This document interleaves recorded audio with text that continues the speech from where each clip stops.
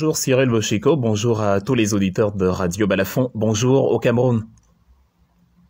Alors, vous avez certainement vécu sur les réseaux sociaux qui ont été largement, abondamment alimentés par les images qui venaient de partout, de cet appel au soulèvement ou alors à la manifestation pacifique lancée par le leader de votre parti, le MRC, le professeur Maurice. Oui. Alors, au lendemain de cet événement, Wilfried Ekanga, quel est le sentiment qui vous anime?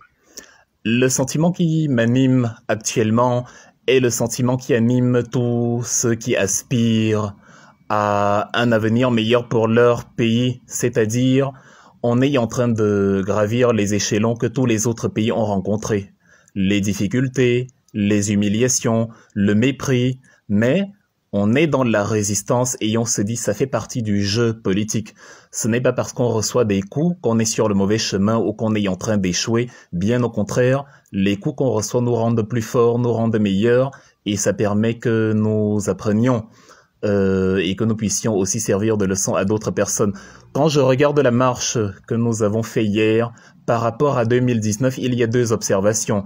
La première, c'est que la répression militaire était plus forte. Ça fait plusieurs jours qu'on a installé des camions, des militaires, on a fait un lobbying, mais incroyable. Les ministres ont fait des communiqués, les sous-préfets ont fait des communiqués, les chefs traditionnels ont fait des communiqués, les jeunes Camerounais ont été instrumentalisés, voire même à coups d'argent pour diaboliser la manœuvre du MRC et la traiter d'insurrection, alors qu'il s'agit d'une revendication pacifique et légitime, dont tout a été mis en œuvre, tout un arsenal a été mis en œuvre pour contrer un supposé petit parti politique, mais paradoxalement, la mobilisation a été plus grande. Je veux dire, même la plus grosse mauvaise foi ne va pas nier qu'il y a eu beaucoup plus de gens hier que le 26 janvier 2019. Et paradoxalement, les leaders du MRC, le leader absolu du MRC par exemple, était muselé et confiné à son domicile pour empêcher justement cette expression-là. Ça veut dire que ceux qui ont fait ça savent que, en nous laissant librement nous exprimer sans répression, le peuple va montrer son véritable détachement à ce régime-là qui se donne l'illusion d'être soutenu parce qu'il utilise la force et l'intimidation. Mais Jean Famdongo, le professeur Jean Famdongo, qui est secrétaire national de la communication du RDPC, lui estime que c'est un non-événement et félicite justement de nombreux Camerounais qui n'ont pas répondu à l'appel au soulèvement lancé par le MRC. Qu'en dites-vous? Cyril Bochiko, quand vous avez une femme à la maison que vous maltraitez, que vous méprisez, mais après vous lui dites si tu te plains ou si tu essayes de divorcer, je te tue. Il est possible que cette femme reste auprès de vous, mais si vous réussissez à vous convaincre qu'elle reste auprès de vous parce qu'elle vous aime, c'est que vous êtes en fait un fou ou alors vous faites de la mauvaise foi volontaire. Il se passe la même chose avec le régime camerounais. Le régime camerounais vous dit que Paul Biya est archi soutenu et que le MRC et ses alliés ne sont pas soutenus du tout, mais au lieu donc de montrer aux yeux des Camerounais que le MRC n'est pas soutenu du tout en le laissant manifester tranquillement, puisque ça permettra de voir que, mais regardez, on ne les a pas intimidés, on les a pas menacés, on n'a pas bloqué leur leader, mais il n'y a que 2-3 personnes qui sont sorties. Mais qu'est-ce qu'on a vu hier? On a vu comment pendant des jours, le pays était en état de siège.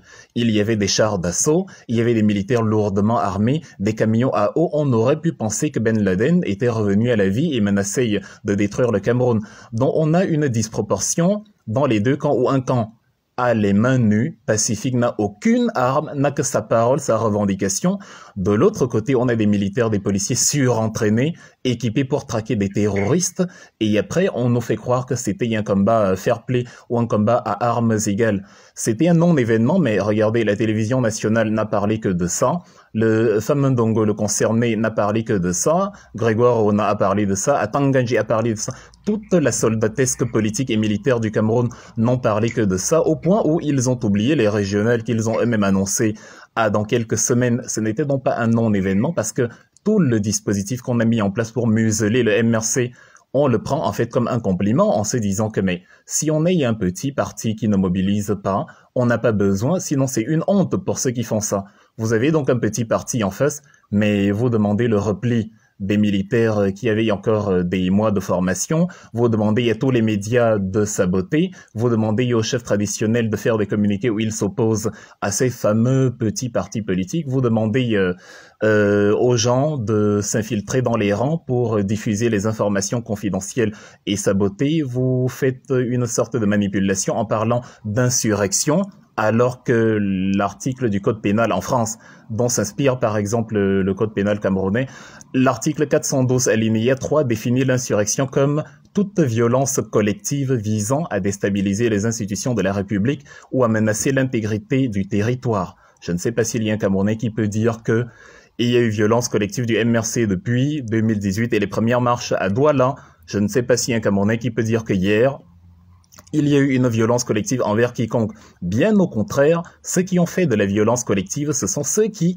ont empêché avec violence, avec camion à eau, avec matraque. Notre ami Zojo Footing a même perdu connaissance à un moment donné. Ceux qui ont justement usé de cette barbarie-là contre des manifestations pacifiques. Et c'est justement contre cette anarchie-là que nous nous battons. Nous ne pouvons pas accepter que dans un pays, les policiers jouent le rôle d'une milice politique, d'une Gestapo, en obligeant les gens à aller contre leurs convictions politiques et à chanter à la gloire de Paul Biya. Je ne sais pas si les partisans de Paul Biya pourraient accepter, eux, de vivre dans un pays où, ne soutenant pas Maurice Kamto ou John Frondi ou un autre leader politique, on les obligeait sous la contrainte, sous la violence, à chanter les louanges de cette personne-là. Et nous faisons donc une pédagogie de la révolution, une pédagogie de nos réclamations en disant il y a une différence entre ce que nous faisons et ce que feraient par exemple les terroristes. Parce que nous on a un idéal, on a une barbarie contre laquelle on se bat et c'est celle-là, ce mépris des droits de l'homme, ce mépris des opinions d'autrui et cette volonté d'obliger les gens à soutenir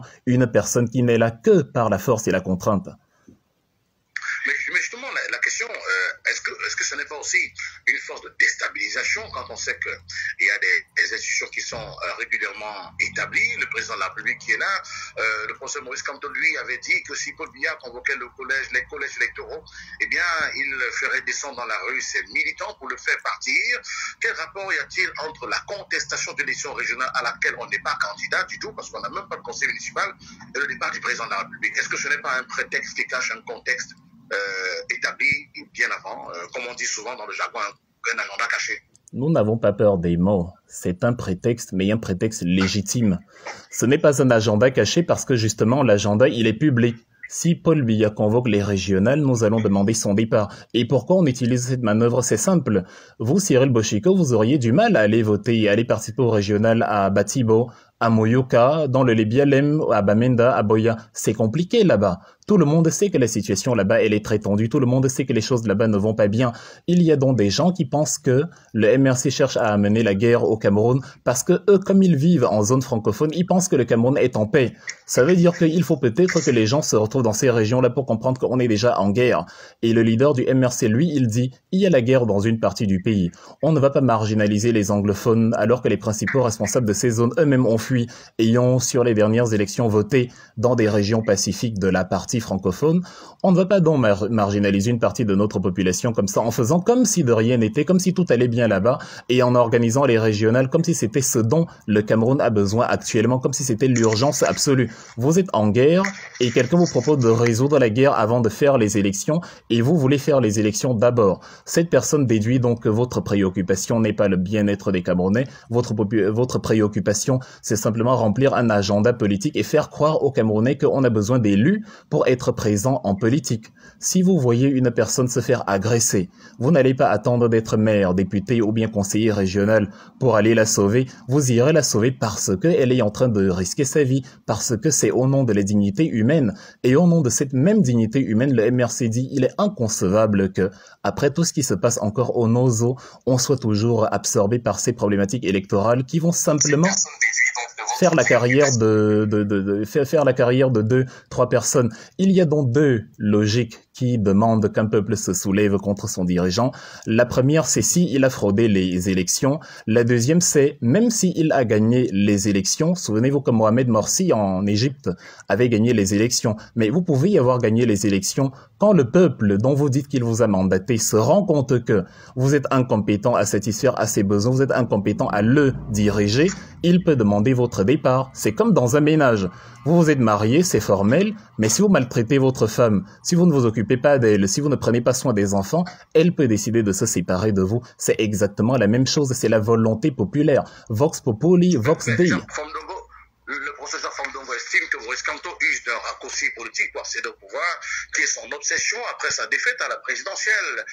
Envoyer les enfants dans la rue pour déstabiliser les institutions et pour être chef d'État. Comment est-ce qu'on déstabilise les institutions en disant Paul Biya doit partir? Imaginez Cyril, moi je suis en Allemagne, le président de l'Allemagne, Christian Wulff, en 2012, avait été contraint de démissionner pour une affaire de 500 €. C'est à peine 300 000 francs CFA. Pour une affaire de prévarication à hauteur de 500 € avec un homme d'affaires de la place. Or, au Cameroun, on a des malversations financières de l'ordre de 3 000 milliards de francs CFA. On a un régime qui a donné l'impression que le pouvoir est une affaire familiale et que la justice dépend de la hiérarchie.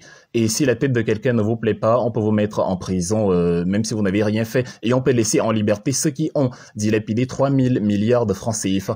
En quoi c'est de la déstabilisation de la part d'un peuple qui descend dans la rue en disant « Nous, on veut des dirigeants compétents, on veut des dirigeants qui honorent justement à leurs engagements ». Il y a quelques jours, à Yaoundé, l'échangeur d'un van a eu un problème sur l'échangeur d'un van, la femme d'un capitaine, monsieur Ludovic Ndomo, a fait un accident et a dégringolé de l'échangeur parce qu'il n'y avait pas de garde-fou. Et vous réalisez quand même que pour la CAN, il y a eu 3 000 milliards qui ont été dilapidés et qui auraient pu servir à construire ces garde-fous. De la même façon que Françoise Phoning avait perdu la vie il y a quelques années sur les mêmes routes qu'elle défendait pour le président Paul Biya. C'est pour dire le manque d'infrastructures et le marasme économique dans lequel le Cameroun se trouve n'épargne pas quelqu'un. C'est-à-dire, les accidents, nous les subissons tous. Ces manquements-là, nous les subissons tous. C'est au nom du Cameroun que le peuple se lève en disant les dirigeants qui sont en place ne nous ont pas satisfaits. On veut des gens compétents qui ont un programme politique, qui ont un projet et qui n'utilisent pas l'intimidation, la violence, la barbarie, la sauvagerie comme modèle de gouvernance. Et si les gens pensent vraiment que le peuple ne soutient pas le MRC, ils n'ont qu'à laisser le peuple descendre dans la rue, sans intimidation, sans policiers, sans menaces. Ils n'ont qu'à donner la garantie aux populations que rien ne va vous arriver si vous sortez. On ne va ni vous menacer, ni utiliser des camions à eau, ni utiliser les policiers. Rien, rien et rien. C'est ce qu'on fait quand on est convaincu que le camp d'en face est faible.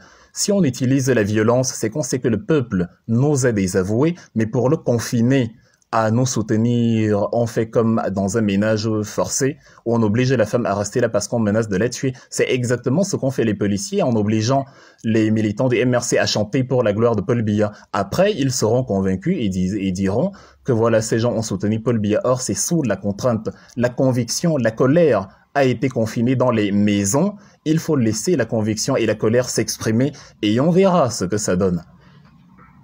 Merci beaucoup Wilfried Ekanga d'avoir accepté de répondre à nos questions en direct de l'Allemagne sur les événements d'hier.